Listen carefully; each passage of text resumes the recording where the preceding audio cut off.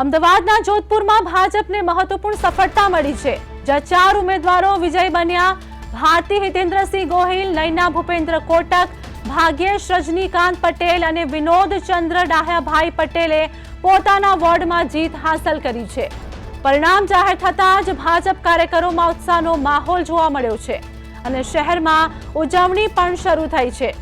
જોધપુરમાં ભાજપની જીત, 4 ઉમેદવારોનો વિજય થયો છે। ભારતી ગોહિલ, નયના કોટક વિજય બન્યા છે, તો ભાગ્યેશ પટેલનો વિનોદ ચંદ્ર પટેલ પણ જીત્યા છે અને પરિણામ જાહેર થતાં જ કાર્યકરોમાં ઉત્સાહ જોવા મળ્યો છે।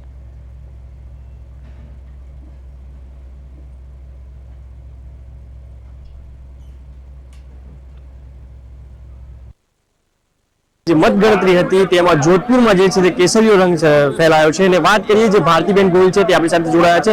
ભારતીબેન, તમે ઉમેદવારી જોધપુરમાંથી નોંધાઈ હતી, અત્યારે મતગણતરી પૂર્ણ થઈ ગઈ છે, તમારી જીત થઈ ગઈ છે। ચાર લોકો જે ઉમેદવાર હતા, શું કહેશો? બસ એ જ કહેવા માંગુ છું કે હવે જનતાનું જે કંઈ પણ કામ હશે એ અમે કરીશું। 2036ની કોમનવેલ્થ ગેમ અને 2047નું વિઝન લઈ અને હું આગળ વધવા માંગુ છું। શું કહેશો, તમારા વિસ્તારમાં સૌ પ્રથમ કામ તમે શું કરશો અને લોકોની પ્રાથમિકતા જે હોય છે તમે કઈ રીતનું, તમારો પ્લાન કઈ રીતનો છે? હા જી, લોકોની પ્રાથમિકતામાં તો આપણે જોવા જઈએ તો લોકોનો કોઈ બી કામ માટે એ લોકો મને કહે છે તો તત્પર હું એ કામ કરાવી લઉં છું।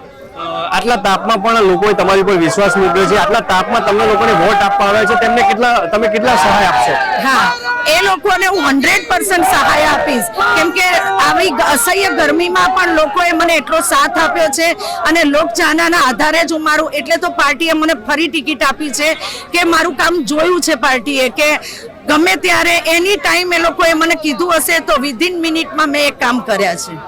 જે રીતના જે ભારતીબેન ગોહિલ હતા, તેમને જે જોધપુર વોર્ડના જે ઉમેદવાર હતા તેમની જીત થઈ છે। જોધપુરની વાત કરીએ તો જે જોધપુરમાં 4 જે ઉમેદવારો હતા, બીજેપીની 4 પેનલ જીત થઈ છે।